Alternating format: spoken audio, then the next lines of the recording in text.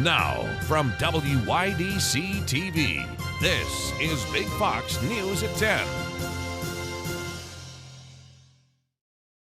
More than 2,000 nurses and other staffers walked out of the job in Buffalo, New York this morning. The strike started after negotiations between Catholic Health Services and the workers' union broke down. The employees are seeking higher wages and for the lowest paid workers to earn $15 per hour. They also want safer staffing ratios. Mercy Hospital is now diverting ambulances and has suspended elective surgeries and baby deliveries, but walk-in emergency patients are still being treated. A new COVID-fighting treatment in pill form could make it easier to survive infections. Steve Harrigan has more from Atlanta. Drug maker Merck releasing new data on Friday showing its experimental anti-COVID pill cut hospitalizations in half, making it the first effective COVID treatment in pill form. The company says it is a breakthrough, and they plan to ask the FDA for emergency use authorization in the coming days, with public health officials saying they will welcome any tool that helps contain the outbreak. We need to try to get a grip on this. We don't need to see our hospital ICU completely filled. There's a lot of work still to be done, and the more we cooperate and do this together, the faster we'll be able to move forward. Meanwhile, there is new evidence the current COVID surge could be flattening out. New infections in the U.S. fell by 25% over the past 2 weeks, but the death rate is still on the rise. The U.S. is now averaging about 2,000 every day, underscoring the increased danger of the Delta variant, especially to those not yet vaccinated. Officials are pleading with the public to not wait until the next surge to get their shots. Our 3 safe, effective vaccines remain the best tools we have to slow the spread of COVID-19 and to prevent hospitalizations and death. A new report says deaths from COVID in rural areas is twice the rate as in cities and suburbs. In Atlanta, Steve Harrigan, Fox News. U.S. Supreme Court Justice Brett Kavanaugh tested positive for COVID-19 on Thursday night. The Supreme Court says he is fully vaccinated and does not have any symptoms. Earlier in the week, he tested negative along with the other justices. The Supreme Court is slated to return to the bench for the start of its new term on Monday. One person is dead and a suspect in custody following a shooting inside an office building in Philadelphia. It happened just before 11:30 this morning at Logan Plaza. Police say during the shooting, one person was shot in the head and pronounced dead at the scene. The suspect was taken into custody, and police say a weapon was recovered. Right now, there's no word on a motive for this shooting. A plastic bag ban officially went into effect in Philadelphia today. That means retailers in the city can no longer provide single-use plastic bags to customers. This is all part of an effort to crack down on littering and protect the environment. Chris O'Connell has more. Excuse me, this bag is illegal as of tomorrow. Okay, it's not the crime of the century, but starting October 1st, single-use plastic bags are no longer allowed in Philadelphia stores. It means that weekly shopping trip to Acme or that lunch run to Wawa will require bringing your own earth-friendly bag. I think it's a good idea. Anytime we can cut down on the plastics that are getting into the streets and littering up the place, I think it's a good thing. The reusable is already becoming the must-have shoulder accessory when shopping in Philly. Are you going to bring your own bag to the grocery store? Yes, I am. I got like 5 of them. Down at the Italian market, the plastic bag is almost as much of a staple than the vegetables themselves. Store owners are putting up signs like these to warn customers and pushing their own brand of reusables. They also admit it's going to take some getting used to. Telling people that to bring their own bag because we can't use the plastic. How hard is that going to be for people to get used to? Really hard. It's the kind of waste the city is trying to end. Philadelphians use a staggering 1 billion plastic bags every year. Many end up clogging up city streets, parks, and waterways. Isn't it going to be hard to go to Wawa now? I mean, I guess, but might as well just start getting the reusable ones now. It'll be better for the environment. Food stamp recipients will see their monthly payments go up in October thanks to a major update to the program. This is despite the expiration of a special pandemic boost. Benefits will jump an average of 27% above pre-pandemic levels. It's the largest increase in the program's history. The update comes as part of a U.S. Department of Agriculture review of the food stamp program as required under the 2018 Farm Bill. More than 42.3 million people were enrolled in the food stamps program in June. That's up from nearly 37 million in February of 2020. The White House is planning a meeting involving 30 countries later this month to battle ransomware. President Joe Biden says the cybersecurity effort will focus on international collaboration to curb threats. It comes after a series of ransomware attacks on U.S. infrastructure firms in recent months. One of the largest attacks shut down a major oil pipeline for days in May. Police officials in Utah revealing brand new body camera footage of Gabby Petito and Brian Laundrie during a suspected domestic incident. Phil Keating has the latest on this incident and the search for Laundrie. Newly released body cam footage sheds some light on the troubled relationship between Gabby Petito and Brian Laundrie. Petito told a Utah police officer that Laundrie hit her after police responded to a call back in August about a possible domestic violence incident involving the couple. He just grabbed you? Did he hit you though? I mean, it's okay if you're saying you hit him, and then I understand if he hit you, but we want to know the truth if he actually hit you. Because I guess, yeah, but I hit him first. Where did he hit you? The search for Laundrie is intensifying here in Northport, Florida. The FBI returned to the family home Thursday, where they collected personal items and inspected a camper parked outside the residence. An attorney representing the Laundrie family told Fox News the evidence will assist canines during the FBI's ongoing investigation. Meanwhile, TV celebrity Dwayne Chapman, a.k.a. Dog the Bounty Hunter, says he has received thousands of tips as he focuses his search on a state park in Tampa Bay where the family camped out in early September. So these dogs are incredible. They went through all this. It took me an hour to go through it. Took that dog 5 minutes. So that really helps. Some say the presence of a high-profile figure like Chapman may be beneficial in the search for Laundrie. His notoriety, he's got a name, and people get drawn to that stuff and may, give him information. The FBI is now in possession of a cell phone purchased by Brian Laundrie in the days before his disappearance.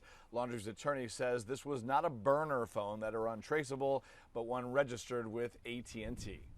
In Northport, Florida, Phil Keating, Fox News. Making sure guns are properly accounted for sounds like a safe and reasonable idea, but experts say tracking devices on military firearms could be making the guns and soldiers using them easy targets. Ashley Stromier has more.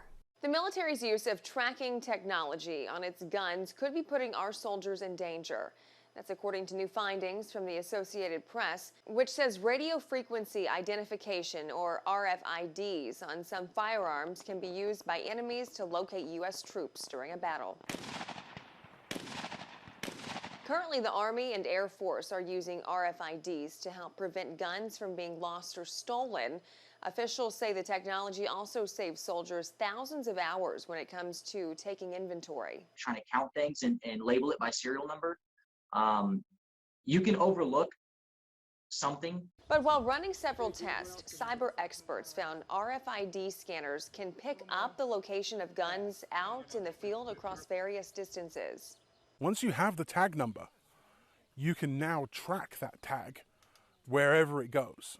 And it doesn't stop there. Experts say enemies could use RFIDs to monitor military bases as well. There's the threat of being able to use the tags as a proxy for information about who's on the base. So when you see a large number of tags exiting the base, there's less people on the base. Officials at the Department of Defense don't support wide use of RFIDs except in certain circumstances, like tagging guns used at firing ranges. They are also against installing them on weapons used by active servicemen on the battlefield. The Marines are against using such tracking tools, and Navy officials announced this week they won't move forward with plans to install them. Ashley Stromier, Fox News. You'll pay more to ship something using DHL. DHL Express is matching FedEx's increase and will raise prices for U.S. customers by an average of 5.9% effective January 1st. The shipper's chief executive for the Americas says it needs to cover for general inflation, as well as added infrastructure such as planes, trucks, and facilities. DHL Express says it will invest $36 million in upgrading and adding facilities. Still ahead tonight, an Arizona police officer adopts a little girl he met while responding to an abuse report. She had a skull fracture, a brain bleed, and dislocated elbow. And just my heart felt for this little girl that was covered in bruises, but was just so happy. She had a very strong spirit about her. How one case became more than work for this officer and gave him a new role as a dad. Here's your local stock market update from Big Fox.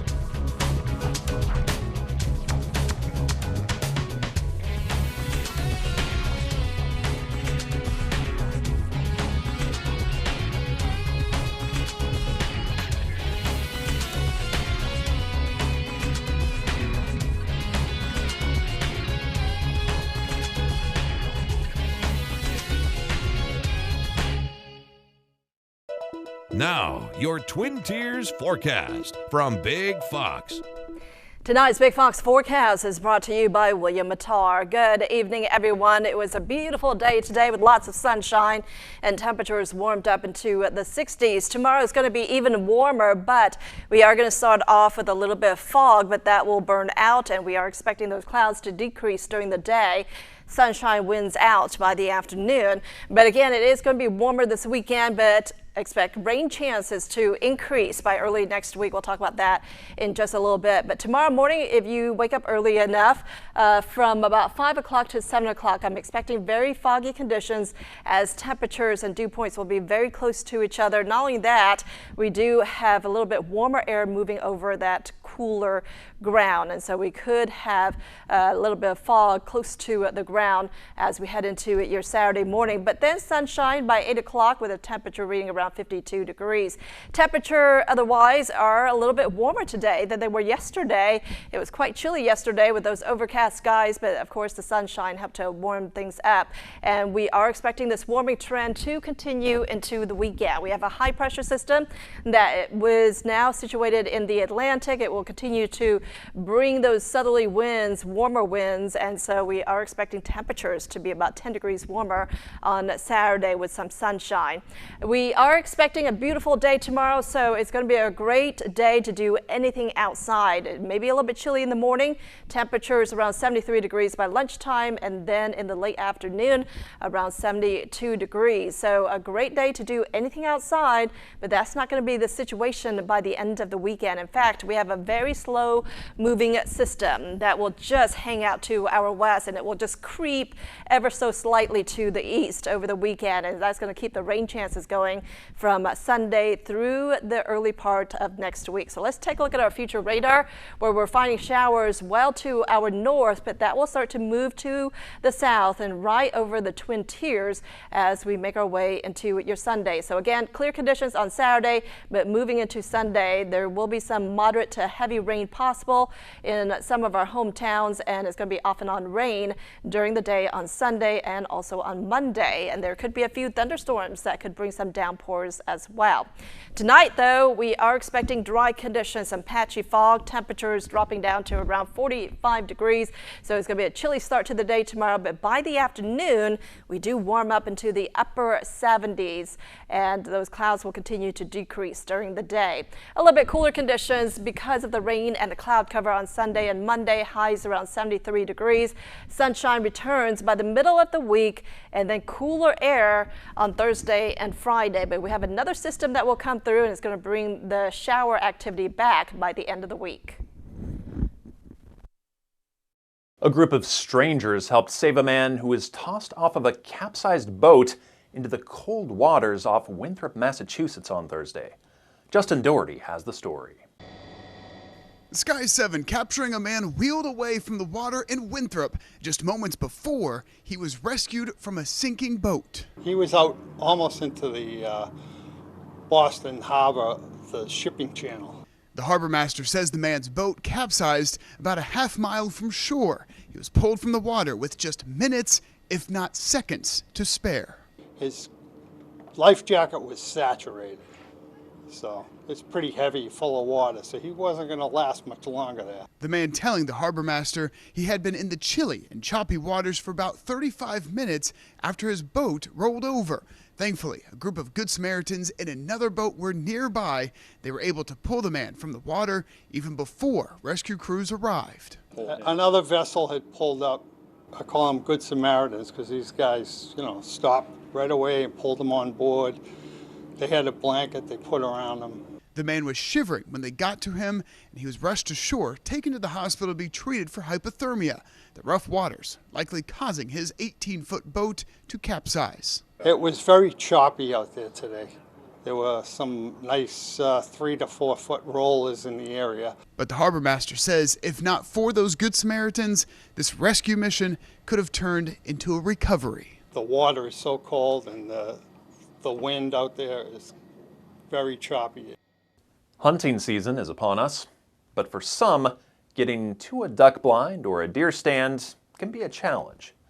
John Lauritsen shows us how friends and strangers made life a lot easier for one Minnesota hunter looking to get outdoors. Just the fresh air and being out with friends and family.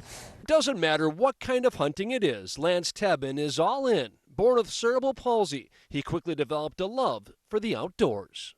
I've gotten a deer every year that I've been out, and last year I got a 14-point buck. But if there's one thing holding Lance back, it's that his wheelchair wasn't really made for hunting.